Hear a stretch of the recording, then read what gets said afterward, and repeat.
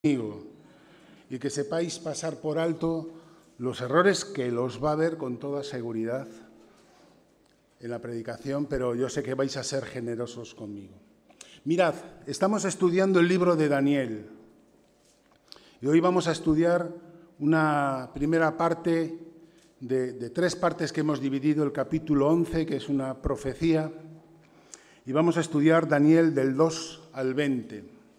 Y os invito a que abráis vuestras Biblias, porque como se trata de una profecía histórica ya cumplida, vamos a ir leyendo los versículos y en vez de leer del tirón todo el texto, vamos un poco a explicar cómo se ha cumplido eso a lo largo de la historia de la humanidad. Así que vamos a tener una primera parte de la predicación que es básicamente casi una lección de historia, pero muy resumida, y una segunda parte donde vamos a hablar del tema que subyace detrás de todo esto y que muy certeramente el grupo de alabanza ha sabido abordar, y es el tema de la soberanía de Dios. Y ahora me dirijo a los niños. ¿Sabéis lo que significa la soberanía de Dios? ¿Verdad que no? Porque tú no vas por la calle diciendo, oye, ¿y qué tal la soberanía? No, ¿verdad? Bueno, la soberanía de Dios quiere decir que Dios reina, que Dios tiene el poder, la autoridad para hacer lo que Él quiere y lo que Él se propone. Y lo hace de tal manera que no le tiene que dar explicaciones a nadie. Y todos los demás, lo único que nos cabe es decir amén. Sí, amén. Y a lo largo de esta profecía de Daniel 20 vamos a ver cómo el hombre propone, pero Dios dispone. Incluso los emperadores más importantes que puedan venir a tu cabeza, con el mayor poder que habrá tenido el ser humano en la historia, han sido pequeñas piezas dentro de ese juego de tronos que en el fondo lo único que hace es rendirse y servir, a veces sin ellos saberlo, para los propósitos del Dios soberano. Mirad, voy a poneros otro ejemplo de la soberanía de Dios. Un día un chaval de Estados Unidos, con padres misioneros, que habían estado trabajando en la selva en la otra punta del mundo, una selva muy parecida a la que pueda haber en un pueblo que se llama Béjar, donde allí creció otro chaval. Estoy hablando de nuestros queridos Dani Anderson y Dani López.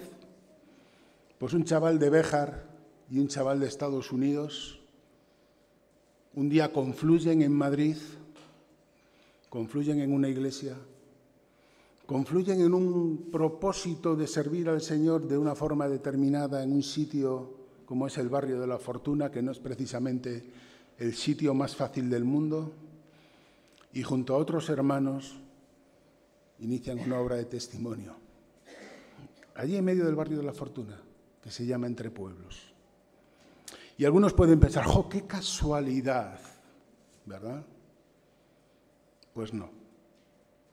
Esto es la soberanía de Dios, que mueve los corazones, mueve las personas, para que todo confluya conforme Él lo tiene planeado. Así que os invito a que tengáis vuestras Biblias abiertas en Daniel capítulo 11. Mirad, esta profecía fue escrita allá por el año 6 antes de Cristo y relata eventos históricos que luego ocurrieron durante los siglos IV, III y II antes de Cristo. Es decir, con muchísima antelación y con muchísimo detalle, Daniel escribió esto que había recibido del Señor, pero que luego se cumplió punto por punto.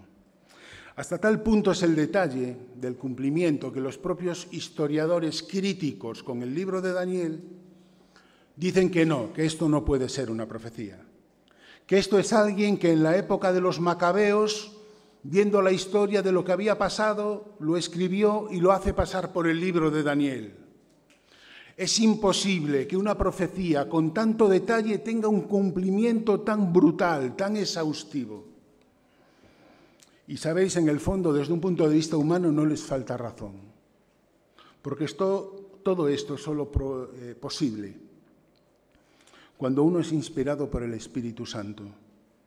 Solo es explicable a través del poder de Dios, del Dios soberano que controla imperios, que controla edades, que controla emperadores para llevar a cabo sus propósitos, para llevar a cabo el plan de redención en Cristo Jesús y para que Él sea glorificado. Dice el versículo 2, y ahora yo te mostraré la verdad, y he aquí que aún habrá 3 reyes en Persia, y el cuarto se hará de grandes riquezas más que todos ellos. Y al hacerse fuerte con sus riquezas, levantará a todos contra el reino de Grecia. Y me gusta cómo empieza la profecía, porque en el ámbito de la historia no hay un acuerdo al 100% de lo que ha ocurrido en el pasado. Hay diferentes versiones, no solamente del libro de Daniel, sino de cualquier cosa en general que trate la historia. Y dependiendo del sesgo de cada historiador, lo va a contar de una manera o lo va a contar de otra. Pero cuando Dios habla, Dios dice, ahora te mostraré la verdad. Una verdad que es inmutable, una verdad que no cambia, que no tiene puntos de vista, es la que es. Y aquí tenéis a estos 4 reyes que sucedieron al rey Ciro, y de especial relevancia quiero que fijéis vuestras mentes en el tercero y el segundo rey, el tercero y el cuarto rey. Porque Darío I, que fuese tercer rey, a él le sucedió su hijo Jerjes. Y nos dice la historia que Jerjes reunió una gran cantidad de dinero, una gran cantidad de poder y construyó un ejército de 200.000 hombres y 700 barcos. Y dice la profecía que al hacerse fuerte, con sus riquezas, levantará a todos contra el reino de Grecia. Y esto es lo que ocurrió en el año 481 a.C. Jerjes lanzó un ataque brutal contra Grecia. Un evento importante para los planes de Dios, como veremos, pero que no obtuvo el resultado que Jerjes quería. Versículo 3. Y se levantará luego un rey valiente, el cual dominará con gran poder y hará su voluntad.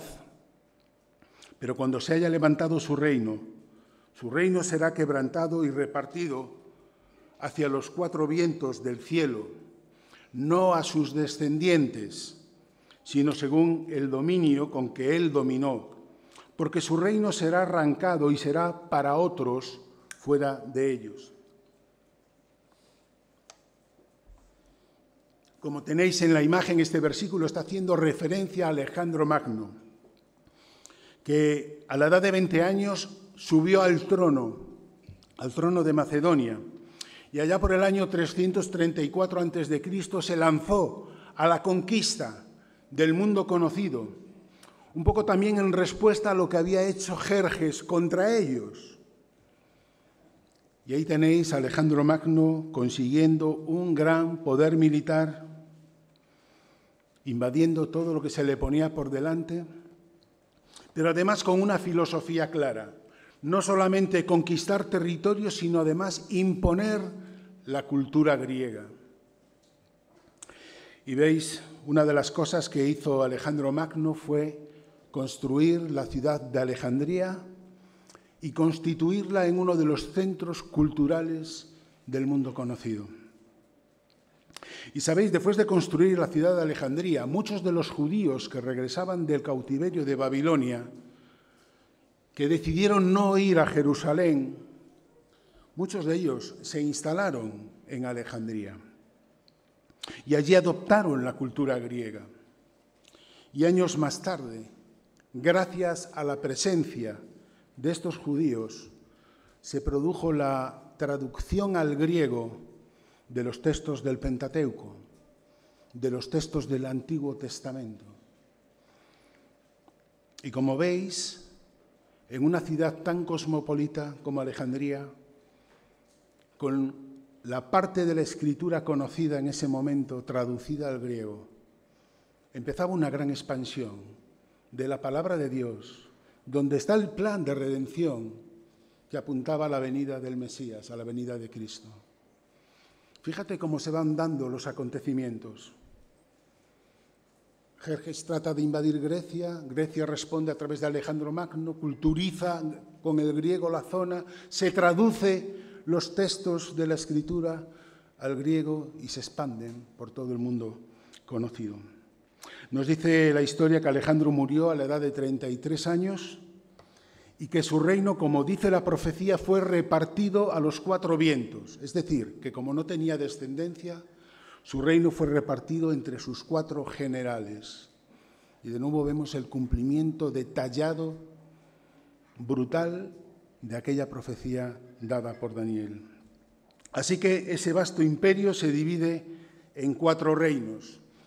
Y para la profecía son de especial relevancia el reino del norte, que estaba gobernada por un general que se llamaba Seleuco, en la zona de Siria, Asia, y el reino del sur, gobernado por Ptolomeo, como epicentro en Egipto. Y a través de los versículos del 5 al 20 vamos a ver un juego de tronos, unas luchas encarnizadas entre estos 2 reinos que también van a provocar algo histórico para la continuidad de los planes de Dios. Y si te fijas en el mapa, la lucha entre el reino del sur y el reino del norte deja en el medio un pequeño territorio que es Palestina, que es donde está el pueblo de Dios, donde están los judíos, que están sufriendo una y otra vez ser el campo de batalla de estos 2 reinos. Y sin duda esto formaba parte del plan de Dios, como una oportunidad más para que su pueblo volviera a Él y se arrepintiera de sus pecados.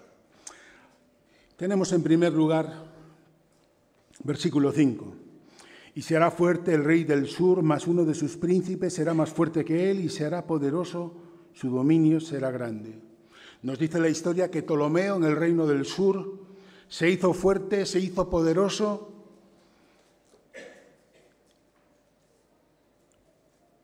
y quiso establecer su dominio más allá del territorio que él había conquistado. Versículo 6. Al cabo de años harán alianza y la hija del rey del sur vendrá al rey del norte para hacer la paz.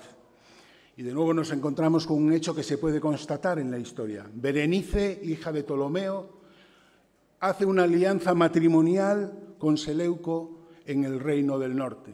Bueno, era una forma de sellar un pacto de amistad para que no nos metiéramos el dedo de ojo en el uno al otro.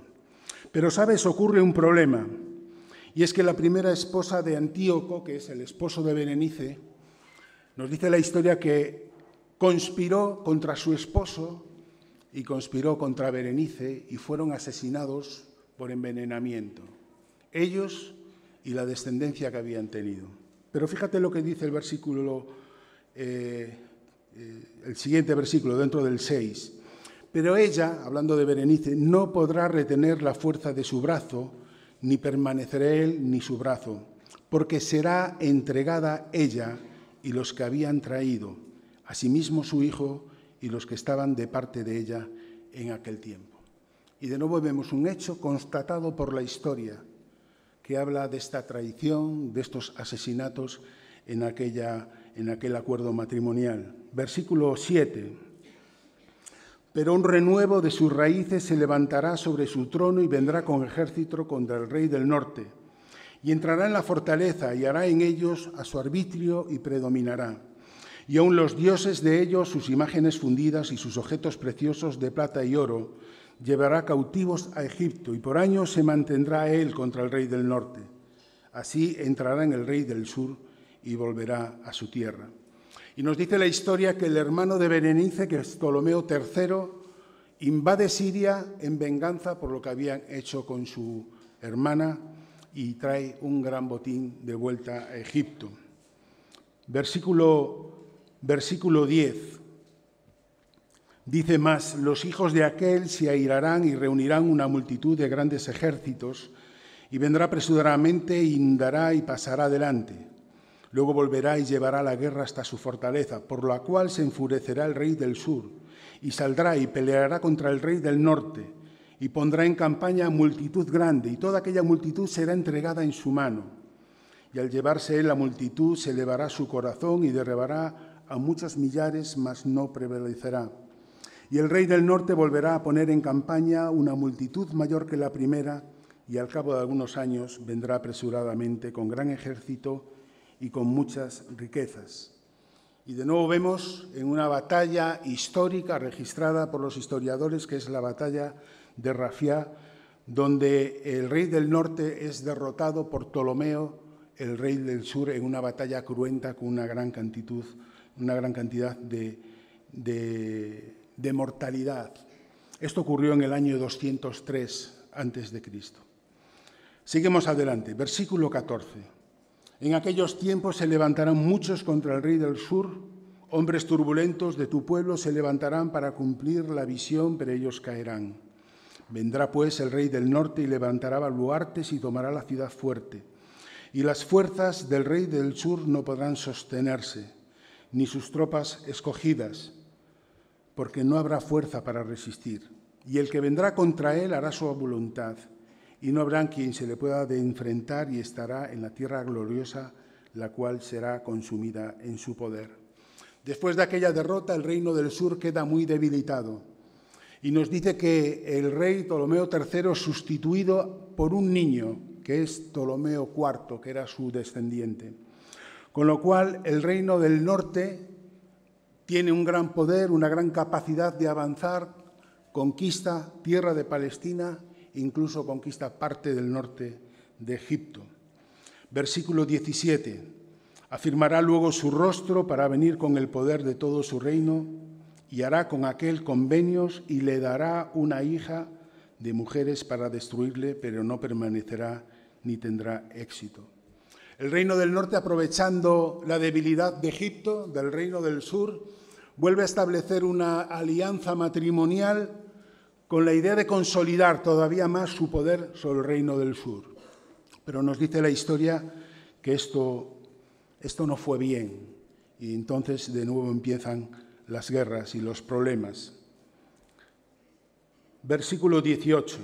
Volverá después, se refiere al reino del norte, volverá después su rostro a las costas y tomará muchas. Mas un príncipe hará cesar su ofrenda y aún hará volver sobre él su oprobio. Y aquí tenemos esa parte importante que yo quería que prestarais atención. El reino del norte se ve engrandecido, se ve que tiene poder para avanzar, entonces ponen su mira en otro lado, en las costas de Turquía, de lo que hoy conocemos como Turquía, y también en Grecia. Pero se encuentran con un problema en esa conquista, y ese problema es un imperio romano fuerte. Y fíjate que dice que ese imperio, más un príncipe, hará cesar su afrenta y aún hará volver sobre él su oprobio. El imperio romano no solamente derrota al reino del sur, sino que lo establece como una de sus provincias, a la que debían de pagar un tributo muy fuerte, un tributo muy elevado. Por eso habla aquí de volver sobre él su oprobio, su vergüenza. Y ya por último, en esta parte que es más complicada por el tema histórico, versículo 19. Luego volverá su rostro a las fortalezas de su tierra, mas tropezará y caerá y no será hallado. Y se levantará en su lugar uno que hará pasar por un cobrador de tributos por la gloria del reino, pero en pocos días será quebrantado, aunque no en ira ni en batalla. Se refiere a Seleuco IV, que nos dice la historia, que empezó a saquear su propio reino debido a los tributos que tenía que pagar al Imperio Romano, lo que provocó que hubiera problemas dentro del propio reino y que su gente más cercana terminara asesinándole. Así que, como veis, la realidad siempre supera a la ficción. Una auténtica revolución geopolítica de naciones que se creen invencibles, pero que en realidad son pequeñas piezas en el tablero del Dios soberano que actúa para conseguir sus propósitos. Quiero que os fijéis en esta secuencia de acontecimientos. La invasión de invadir Grecia por parte del rey Jerjes provocó años más tarde la llegada, la irrupción de Alejandro Magno, con la consiguiente extensión de la cultura griega, la aparición de la Septuaginta, que es esa traducción al griego de la Biblia conocida hasta ese momento y que se extendió por todo el imperio. El Señor es soberano. La división del imperio de Alejandro Magno en 4 facciones lleva a esas guerras intestinas entre ellos y culmina con la irrupción del Imperio Romano, que no solamente establece sus sistemas legales, que no solamente establece también sus normas, sus leyes, sino que, como sabéis, en el año 70 después de Cristo se produce esa invasión del Imperio Romano sobre Jerusalén, arrasándolo todo y provocando la dispersión de los judíos, pero también de los creyentes judíos que se dispersaron por todo el reino, pero que con ellos llevaron el mensaje del Evangelio para ser predicado a través de toda Europa y de todo el mundo conocido. Y ahí está la soberanía de Dios, hermanos. La participación del Imperio Romano estaba prevista por Dios también nada menos que para el juicio de Cristo, para su condena a muerte y para su ajusticiamiento. Y probablemente 100 años antes nadie preveía esto, pero ahí está el Imperio Romano haciendo lo que Dios ha previsto que suceda. También hemos hablado antes cómo el pueblo de Israel asistió impotente a las guerras que pasaban en un sentido y en otro por encima de él, y que Dios también estaba usando para que su pueblo se volviera a él y se arrepintiera de su pecado y clamaran a Dios. Pero esto no sucedió. Pero también estaba ahí la soberanía de Dios que había colocado a Israel justo en el medio del reino del norte y del reino del sur. Y por último de esta secuencia de acontecimientos, cuando leemos esta profecía que tiene un cumplimiento tan detallado que hasta a veces asusta, como algo profetizado siglos antes se ha cumplido y la historia está ahí para atestiguarlo. La próxima vez que alguien te diga que la Biblia es una historia o un cuento chino, la historia avala el contenido de la palabra de Dios. Pues bien, para nosotros como hijos de Dios, nos ayuda a entender que Daniel tiene una autoridad profética. Y de la misma manera que esto se cumplió, se va a cumplir el resto de profecías que contiene Daniel, tanto en la primera venida de Cristo como cuando anuncia la segunda venida de Cristo. Y esto al creyente tiene que traerle paz y confianza. En el texto de hoy no se menciona a Dios en ninguna parte, pero Dios está presente en cada palabra y en cada coma de este texto. La soberanía de Dios está ahí. A veces podemos caer en el error de pensar que estamos en un mundo del que Dios ha perdido el control. Y a veces lo pensamos, ¿verdad? A veces podemos caer en el error de pensar que a Dios esto se le ha ido de las manos, pero que algún día vendrá Cristo a recuperarlo y a poner las cosas en orden. Hermanos, esto no es lo que dice la palabra de Dios. La palabra de Dios dice que Dios es el soberano de todas las cosas, sobre todos los seres creados, sobre toda entidad espiritual, incluido el propio Satanás, incluido todo ser humano y más concretamente cada uno de nosotros. ¿Qué es la soberanía de Dios? Antes dimos una pequeña definición. La soberanía de Dios es su autoridad suprema y poder absoluto para gobernar sobre todo lo creado, sin necesidad de rendir cuentas a nadie. Ni siquiera a nosotros, que no sé si te pasa a ti, pero a mí me ha pasado, constantemente le estoy pidiendo cuentas a Dios por lo que ocurre en mi vida. Esto quiere decir, hermanos, que nada sucede fuera de su conocimiento, nada sucede fuera de su permiso. pero también quiere decir que la soberanía de Dios armoniza completamente con sus atributos. Dios siempre es soberano de acuerdo a su amor. Dios siempre es soberano de acuerdo a su santidad. Dios siempre es soberano de acuerdo a su justicia. Y eso es lo que trae paz y seguridad a cada uno de los que somos sus hijos. Dice el Salmo 135, todo lo que Jehová quiere, lo hace. En los cielos y en la tierra, en los mares y en los abismos. Y como sabéis, los abismos en la Biblia es un lugar destinado a donde están los espíritus o las huestes de Satanás. Estate tranquilo, hermano. Nada puede ocurrirte sin que Dios lo permita, sin que Dios lo autorice. Dios es soberano sobre la creación. Dice la Escritura que por Él fueron creadas todas las cosas, y esto lo sabemos.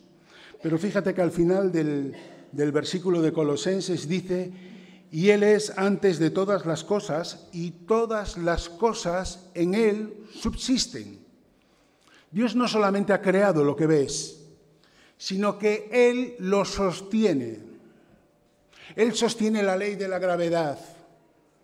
Él sostiene cada una de las leyes físicas que permiten que nosotros podamos vivir. Él sostiene cada uno de los fenómenos atmosféricos que nos protegen, por ejemplo, de las radiaciones ultravioletas, o que hacen posible que en este mundo podamos vivir y subsistir. Él sustenta cada átomo, cada célula de la vida. Como hemos visto, Dios es soberano también sobre las naciones, también sobre los acontecimientos históricos. ¿Quién será aquel que diga que sucedió algo que el Señor no mandó? No tengas miedo, ni te preguntes dónde está Dios en determinadas ocasiones. Él no se ha despistado, Él está al control. También Dios es soberano sobre la salvación. Y aquí tenéis un texto que no siempre se interpreta muy bien, porque dependiendo de la escuela teológica a la que uno pertenezca, lo va a interpretar de una manera o lo va a interpretar de otra. Pero yo quiero poner el énfasis en lo que yo personalmente y modestamente creo que es el énfasis. Dice Romanos 9:15, pues a Moisés dice, tendré misericordia del que yo tenga misericordia, y me compadeceré del que yo me compadezca. Así que no depende del que quiere ni del que corre, sino de Dios que tiene misericordia. Hermanos, Dios es soberano en la salvación. La salvación no depende de que tú la aceptes o la rechaces. La salvación no depende de que tú creas que es para unos pocos o para todos.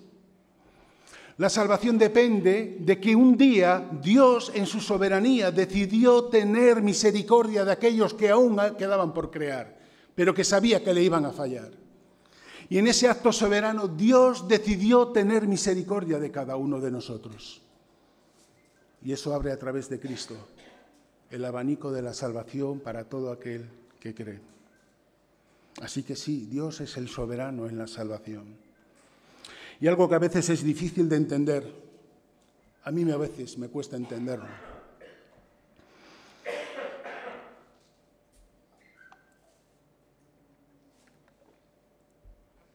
Dios también es el soberano en el sufrimiento y en el mal. Mirad,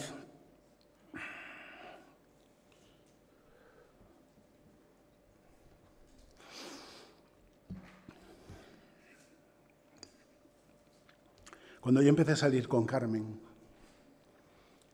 yo creo que debió de ser al año o algo así, su madre enfermó de leucemia, de una leucemia bastante grave.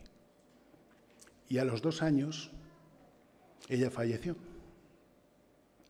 Tenía 44, 45 años. Os podéis imaginar el dolor de una familia que en este caso, además de una forma especial, la madre era el epicentro de la familia. El dolor, el sufrimiento, la incertidumbre, el duelo profundo. La misma semana que hicimos el entierro de su madre, al domingo siguiente, su padre dijo: vamos a ir todos al culto. Os podéis imaginar que había pocas ganas de ir a la iglesia. Y yo, que les había acompañado en todo ese proceso, como podéis imaginaros, me impresionó porque él se levantó en medio de la parte de participación libre. Y se levantó y dijo: Jehová dio, Jehová quitó, sea el nombre de Jehová bendito. Y lo primero que fluyó a mi mente es: ¿pero qué dice este hombre? Se acaba de perder a su mujer. ¿Cómo puede decir esto?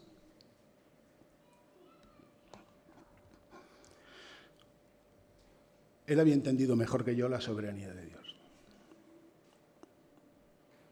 Y yo empecé a aprenderla en ese mismo instante. Formamos parte de los planos de Dios y Él es el soberano. Él tiene derecho para permitir y para actuar. Y esto provoca un problema. Si Dios es soberano, si Dios maneja los hilos, ¿dónde queda la responsabilidad del hombre? Bueno, quiero ir rápidamente sobre estos textos. La Biblia afirma que la soberanía de Dios coexiste con la responsabilidad del ser humano. En Génesis 2, de todo árbol del huerto podrás comer, pero del árbol del conocimiento del bien y del mal no comerás, porque el día que de él comas ciertamente morirás. Tenían capacidad de escoger, obedecer a Dios o no. Vemos en el capítulo 3 como el acto de participar o de comer o de desobedecer a Dios no fue un acto impulsivo, sino que fue un acto meditado. Dice que vio Eva que el árbol era bueno para comer, que era agradable y que además era codicioso para alcanzar sabiduría. En la historia de José, todos conocéis cómo sus hermanos, por celos, deciden acabar con él, pero ven la posibilidad de ganar un dinero. Bueno, pues mejor vendámoslo como esclavo y nos lo quitamos de en medio. Más adelante, el propio José dice: vosotros pensasteis mal contra mí, mas Dios lo encaminó a bien para hacer lo que vemos hoy, para mantener en vida a mucho pueblo.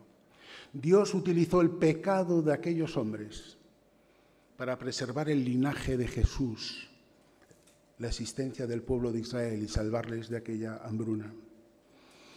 En el Nuevo Testamento vemos la primera predicación de Jesús: el tiempo se ha cumplido y el reino de Dios se ha acercado, arrepentíos y creed en el Evangelio. Llamado arrepentimiento del mismo Jesús, que implica que hay posibilidad de escoger. Y por último, la crucifixión de Jesús. Dice Hechos 2, a este entregado por el determinado consejo y anticipado conocimiento de Dios, prendisteis y matasteis por manos de inicuos y crucificándole. Y como veis aquí, Pedro está reconociendo de que Dios tenía un plan sobre Jesús, de que tenía que ir a la cruz. Pero sabes, en el monte Gólgota no todos gritaban crucifícale. Hubo algunos que escogieron ponerse del lado de Jesús y estar allí, cerca de Él, en la medida de lo posible. Así que sí hay posibilidad para escoger. El Evangelio sigue siendo poder de Dios para salvación. Y quiero terminar con algo que a mí particularmente me desarma cuando pienso en la soberanía de Dios. Dejadme que os haga una pregunta. ¿Cuál es el primer acto registrado en la Biblia donde Dios decide hacer algo y lo cumple?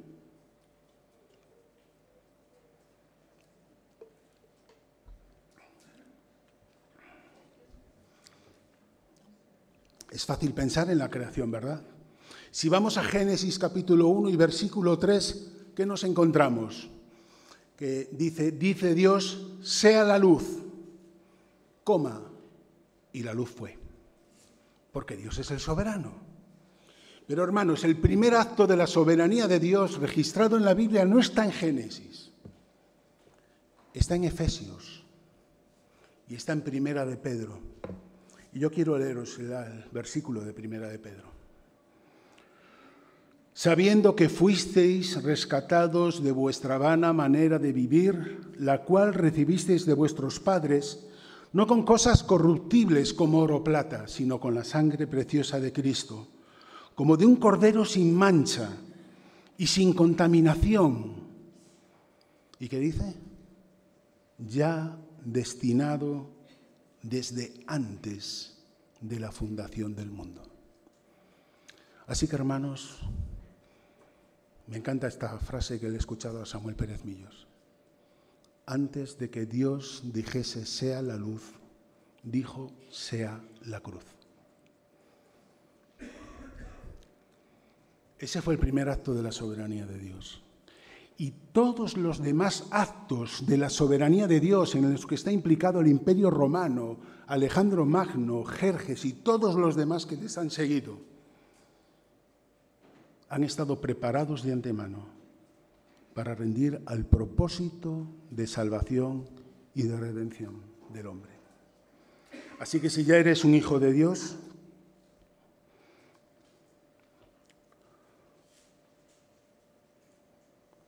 espero que esto traiga tranquilidad a tu vida. El Dios que te ha salvado lo ha preparado todo para cuidar de ti, para acompañarte y para no soltarte de su mano.